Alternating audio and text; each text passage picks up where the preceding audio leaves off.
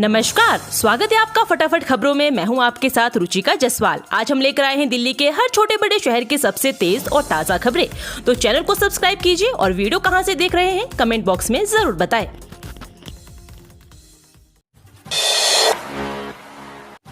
Delhi high court से अरविंद केजरीवाल को जमानत पर झटका, सुप्रीम कोर्ट पर टिकी निगाहें। दिल्ली के मुख्यमंत्री अरविंद केजरीवाल की गिरफ्तारी के खिलाफ दायर याचिका पर बड़ा झटका लगा है। हाई कोर्ट ने शुक्रवार को केजरीवाल की गिरफ्तारी वाली याचिका को खारिज कर दिया। आचार संहिता लागू होने पर किसी नेता की गिरफ्तारी के बारे में चुनाव आयोग को तुरंत जानकारी देने की मांग वाली याचिका को हाई कोर्ट ने खारिज करते हुए कहा कि याचिका मुख्यमंत्री की गिरफ्तारी को चुनौती देती है, जो फिलहाल न्यायिक हिरासत में है। कार्यवाहक मुख्य न्यायाधीश मनमोहन और न्यायाधीश मनमीत पी.एस. अरोड़ा ने कहा कि कोर्ट ने यह देखा है कि वर्तमान में दाखिल की गई याचिका सुनवाई योग्य नहीं है। उन्होंने कहा कि व्यक्ति अभी न्यायिक हिरासत में है, जो कि वर्तमान याचिका से जुड़ा मामला नहीं है, इसलिए याचिका रद्द की जाती है। चुनाव आयोग के पास न्यायिक हिरासत में बंद विचाराधीन कैदियों के अधिकारों के संबंध में कोई अधिकार नहीं है। मौसम विभाग का सुकून भरा नया अपडेट, लू की मार से मिलेगी राहत, इन राज्यों में भारी बारिश का अलर्ट। देश के कई हिस्सों में भीषण लू के साथ साथ चिलचिलाती गर्मी का प्रकोप जारी है। वहीं कई राज्यों में हुई बारिश के बाद लोगों को चिलचिलाती गर्मी से राहत मिली है। मौसम विभाग ने अपने ताजा अपडेट में कई जगहों पर भीषण लू तो कुछ जगहों पर भारी बारिश का अलर्ट जारी किया है। मौसम विभाग ने कई राज्यों में भारी बारिश का ऑरेंज अलर्ट भी जारी किया है। मौसम विभाग ने नागालैंड, मणिपुर, मिजोरम, त्रिपुरा, असम, मेघालय और अरुणाचल प्रदेश में भारी बारिश का ऑरेंज अलर्ट जारी किया है। आईएमडी के मुताबिक नागालैंड, मणिपुर, मिजोरम, त्रिपुरा, असम और मेघालय में 5 और 6 मई को भारी बारिश होने की संभावना है। वहीं अरुणाचल प्रदेश में 5 मई को भारी बारिश हो सकती है।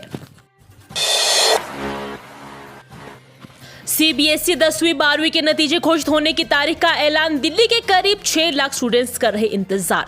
केंद्रीय माध्यमिक शिक्षा बोर्ड ने 10वीं 12वीं के नतीजे आने की तारीख की घोषणा कर दी है। सीबीएसई ने बताया कि 20 मई 2024 के बाद कभी भी नतीजे घोषित हो सकते हैं। जो भी छात्र सीबीएसई बोर्ड कक्षा 10वीं और 12वीं परीक्षा 2024 में उपस्थित हुए हैं, उन्हें थोड़ा और इंतजार करना पड़ेगा। परिणाम आधिकारिक वेबसाइट cbse.gov.in या results.cbse.nic.in देखे जा सकेंगे। इस साल सीबीएसई कक्षा 10वीं की परीक्षाएं 15 फरवरी से 13 मार्च तक आयोजित की गई थी, जबकि कक्षा 12वीं की परीक्षाएं 15 फरवरी से 2 अप्रैल 2024 तक आयोजित की गई। दोनों परीक्षा एक ही पाली में यानी सुबह 10:30 बजे से दोपहर 1:30 बजे तक आयोजित की गई। दिल्ली एनसीआर के लोगों को जाम से मिलेगी मुक्ति, 6 से 12 मिनट में पहुंच जाएगी एयर टैक्सी, ये रूट हुए final. Ministry of civil aviation, ministry of home affair, directorate general of civil aviation, airport authority of India, digital sky के संयुक्त प्रयास से पब्लिक प्राइवेट पार्टनरशिप मॉडल पर एयर टैक्सी का संचालन करने की योजना है। देश में इस योजना को पहली बार एनसीआर में शुरू किया जाएगा, जिसके सर्वे का काम पूरा हो चुका है। सर्वे में 6 रूट पर एयर टैक्सी संचालित की योजना है और इसके लिए एनसीआर में 48 स्थानों पर हेलीपोर्ट का निर्माण होगा। केवाईसी करिए वरना अकाउंट ब्लॉक हो जाएगा, एक मैसेज और बैंक का खाता हो गया साफ। फाइनेंस कंपनी के एक वाइस प्रेसिडेंट साइबर ठगी का शिकार हो गए। उन्होंने बैंक के नाम से मैसेज मिला जिसमें पैन कार्ड केवाईसी अपडेट न करने पर अकाउंट ब्लॉक होने की जानकारी दी गई। साथ ही अपडेट करने को दिए गए लिंक पर क्लिक करने को कहा गया। उसके बाद आगे के प्रोसेस के नाम पर डिटेल्स लेने के बाद उनके अकाउंट से पैसे निकल गए और रोहिणी साइबर सेल पुलिस जांच कर रही है।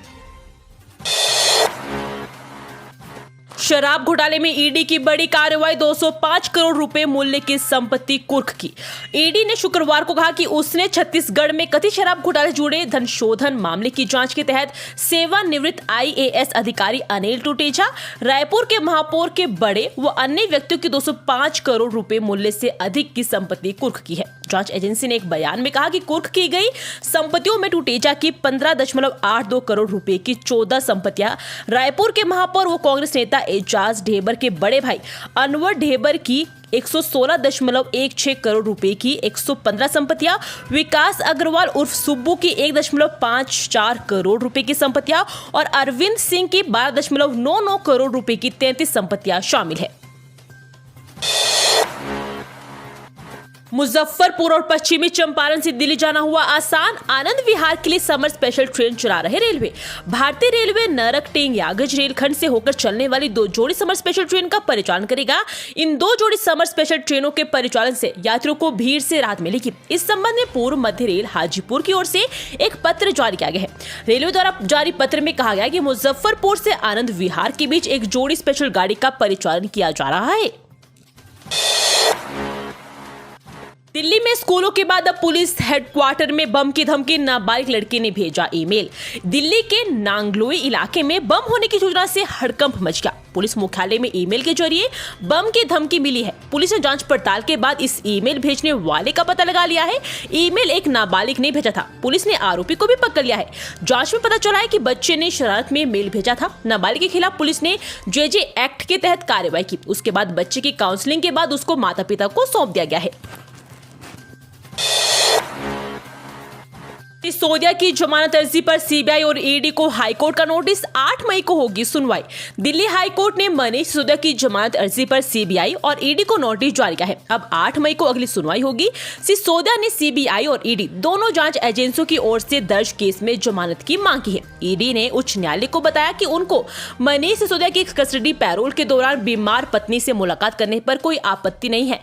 सिसोदिया के वकील ने कहा था कि सिसोदिया को अपनी पत्नी से मिलने के लिए 1 दिन की हिरासत पैरोल दी गई थी। ट्रायल कोर्ट से जमानत अर्जी खारिज होने के बाद वह बंद हो गई है। एचआर प्रमुख अमित चक्रवर्ती की जमानत याचिका पर एचसी ने सुरक्षित रखा फैसला। चीन से फंड लेने का आरोप। दिल्ली हाईकोर्ट ने शुक्रवार को न्यूज पोर्टल के खिलाफ आतंकवाद विरोधी कानून यूएपीए के तहत दर्ज एक मामले में न्यूज क्लिक के मानव संसाधन विभाग प्रमुख अमित चक्रवर्ती की जमानत याचिका पर अपना आदेश सुरक्षित रख लिया है। इस याचिका में आरोप लगाया गया था कि उसे चीन समर्थक प्रचार प्रसार के लिए धन प्राप्त हुआ था। चक्रवर्ती के वकील ने कहा है कि मामले में आरोप पत्र पहले ही दायर किया चुका है और याचिकाकर्ता को सरकारी गवाह बनाने के बाद अभियोजन पक्ष के गवाह के रूप में उद्धृत किया गया है और इसके बाद न्यायमूर्ति स्वर्णकांत शर्मा ने आदेश सुरक्षित रख लिया है। बीजेपी महिला विरोधी पार्टी दिल्ली महिला आयोग को बंद करने की साजिश रच रही। आप मंत्री आतिशी ने बोला हमला। दिल्ली सरकार में मंत्री आतिशी ने एक बार फिर भाजपा पर हमला बोला है। उन्होंने शुक्रवार को प्रेस कॉन्फ्रेंस कर कहा कि भाजपा हमेशा से ही महिला विरोधी पार्टी रही है। ये लोग रवीना जैसे लोगों को चुनाव लड़वाते हैं और उसके बारे में सब कुछ जानते हुए भी प्रधानमंत्री हाथ फैलाकर वोट मांगते हैं। वहीं इनकी सरकार पीड़ित और परेशान महिलाओं के लिए काम करने वाली संस्था दिल्ली महिला आयोग को बंद करने की साजिश रच रही है।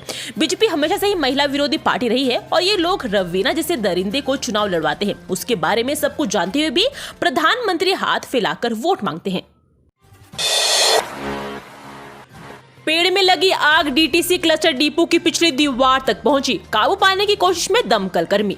दिल्ली के Mahatma Gandhi outer ring road के पास पेड़ों पर आग लगी जिसकी वजह से चारों तरफ धुआं ही धुआं फैल गया। आग लगने की सूचना मिलते दमकल की गाड़ियां मौके पर पहुंची और आग पर काबू पाने का काम किया जा रहा है।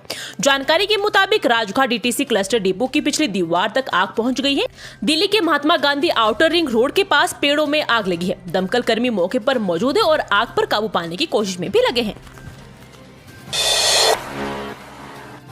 दिल्ली देहरादून एक्सप्रेसवे से यात्रा समय हो जाएगा आधा। जून तक आंशिक रूप से खुलेगा। जल्दी राष्ट्रीय राजधानी दिल्ली और उत्तराखंड की राजधानी देहरादून को जोड़ने वाला एक नया एक्सप्रेसवे आंशिक रूप से खुल जाएगा। भारतीय राष्ट्रीय राजमार्ग प्राधिकरण के अनुसार 210 किलोमीटर लंबे इस राजमार्ग का पहला चरण इस साल जून के आखिर तक खुलने की उम्मीद है। Delhi Dehradun greenfield access controlled expressway का पहला चरण दिल्ली में अक्षरधाम मंदिर और उत्तर प्रदेश के बागपत को जोड़ेगा जो लगभग 32 किलोमीटर की दूरी है।